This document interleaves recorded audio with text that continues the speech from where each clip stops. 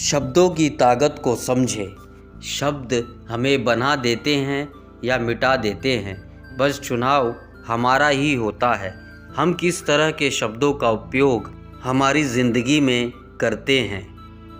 किसी भी व्यक्तित्व को पहचान उसके द्वारा बोले जाने वाली भाषा और शब्दों से की जा सकती है, या दूसरे शब्दों में कहे तो वह किस तरह के शब्दों का उपयोग करते हैं, इससे उस व्यक्ति के व्यक्तित्व का पता लगाया जा सकता है। शब्द हमें बना देते हैं या मिटा देते हैं, बस चुनाव हमारा ही होता है कि हम किस तरह के शब्दों का उपयोग हमारी ज़िंदगी में करते हैं। इस दुनिया में जितने भी प्रभावशाली व्यक्तित्व जैसे Mahatma Gandhi, Abdul Kalam, Swami Vivekananda, Martin Luther king, दित्या आदि हुए हैं, यदि ध्यानपूर्वक उनके जीवन को देखेंगे तो पाएंगे कि ये सब अपनी भाषा में ऊर्जावान शब्दों का उपयोग करते थे। मतलब साफ है कि हमारे संवाद में शब्द हमारे मस्तिष्क पर इस तरह प्रभाव डालते हैं कि जिस तरह के शब्द हम बोलते हैं उसी तरह की सोच व आदतें हमारे अंदर बनने लगती है।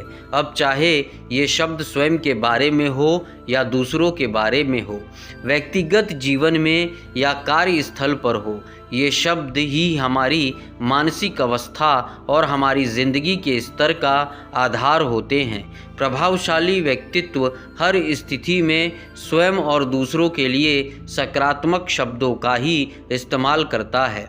इसलिए जीवन में हर व्यक्ति को शब्द विज्ञान को समझना ज़रूरी है। आंतरिक संवाद बदलाव की पहली सीढ़ी।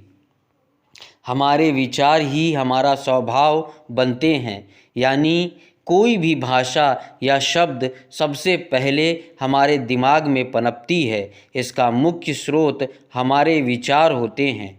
यदि इन विचारों की गहराई में जाए तो हम स्वयं से जो बातचीत करते हैं या स्वयं के लिए जो सोचते हैं, वहीं से हमारे व्यक्तित्व का निर्माण शुरू होता है।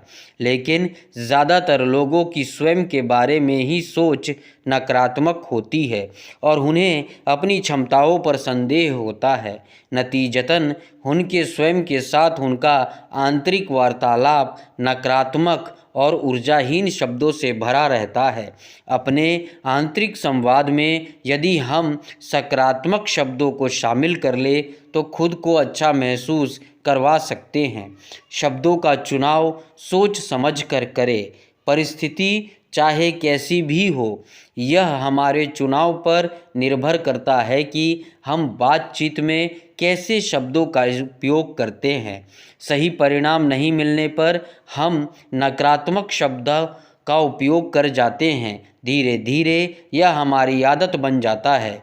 यदि हम इन स्थितियों में ऐसे शब्दों का उपयोग करें जिससे किसी व्यक्ति विशेष व स्वयं को भी बुरा ना लगे तो सबको फ़ायदा होता है। प्रभावकारी शब्दों से दोस्ती करें।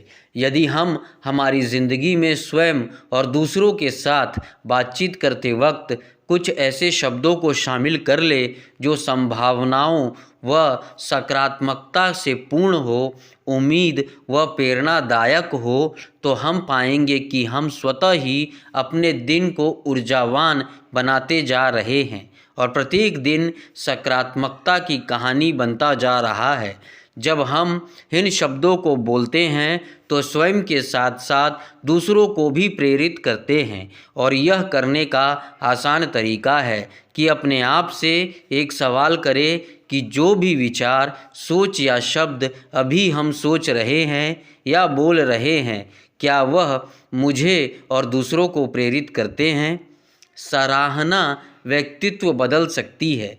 प्रशंसा सुनना सबको अच्छा लगता है और हम सब इसके अवसर तलाशते रहते हैं, और पाया गया है कि वास्तविक सराहना हमारे दिमाग में एक खास हिस्से को सक्रिय करती है जो डोपामाइन हार्मोन के लिए जिम्मेदार होता है, और जब यह हार्मोन बनते हैं तो हमें खुशी महसूस होती है। अब हमारी प्रशंसा कोई करे या हम तय नहीं कर सकते, लेकिन यह अवसर हमारे पास हमेशा रहता है कि हम अन्य लोगों की सकारात्मक सराहना करें। हम इसके लिए बड़े अवसरों का इंतज़ार करते हैं जो कि बहुत कम आते हैं। पूरे दिन में ऐसे कई अवसर हमें अपने आसपास मिल जाएंगे जब हम छोटी छोटी वजहों के लिए दूसरों की सराहना कर सकते हैं। प्रशंसा करें तो कुछ बातों का ध्यान रखें। उस कार्य या व्यवहार का उल्लेख ज़रूर करें जिसके लिए आप उसकी प्रशंसा कर रहे हैं। यह ज़रूर बताएं कि उस कार्य से उसमें किस अच्छी आदत या गुण का समावेश हो सकता है या मौजूद है। उस व्यक्ति को बताएं कि आपने क्या क्या देखा या कौन सी बातों ने आपका ध्यान खास आकर्षित किया। अंत में उनको प्रेरित करें कि वह आगे भी उस आदत या व्यवहार को बनाए रखे। हमारी ज़िंदगी शब्दों का ही ताना बाना है। यदि हमने थोड़ा सोच समझकर बना लिया तो हम मनचाहा रंग और डिज़ाइन बना सकते हैं और स्वयं के साथ साथ दूसरों को भी प्रेरित कर सकते हैं। दोस्तों, अगर यह वीडियो पसंद आया हो तो चैनल को लाइक और सब्सक्राइब करना ना भूलें।